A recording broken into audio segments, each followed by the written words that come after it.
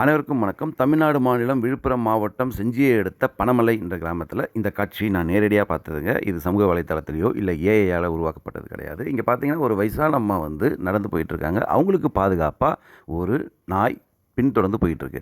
நான் கூட எதாச்சும் பின்தொடர்தோன்னு சொல்லிட்டு தான் இந்த காணொலியை நான் எடுத்தேன். இல்லைங்க, அது அப்பப்போ அது வேலையை செஞ்சால் கூட மோப்பம் பிடிச்சி அந்த பக்கம் இந்த பக்கம் மோப்பம் பிடிச்சி போனால் கூட அவங்களோட மூமெண்ட்டை ரொம்ப கண்ணும் கருத்துமாக பாதுகாத்து கொண்டு போகிறது தாங்க நீங்கள் இங்கே பார்க்கலாம். ஆனால் உச்சநீதிமன்ற நீதிபதி அவர்களோட கவனத்திற்கு வயதானவர்கள் தான் நாயால் அதிக பாதிக்கப்படுகிறார்கள் சொல்கிறீங்க பார்த்தீங்களா? பார்த்துக்கோங்க.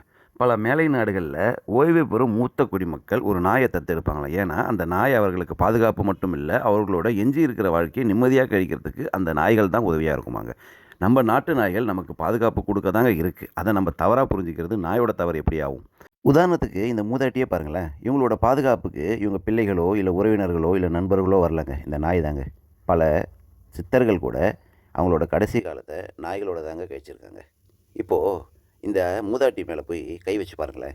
அவங்கள தாக்கி தான் ட்ரை பண்ணி பாருங்களேன். இல்லை அவங்களோட செயினை தான் பிடுங்கி பாருங்களேன். ட்ரை பண்ணி தான் பாருங்களேன்.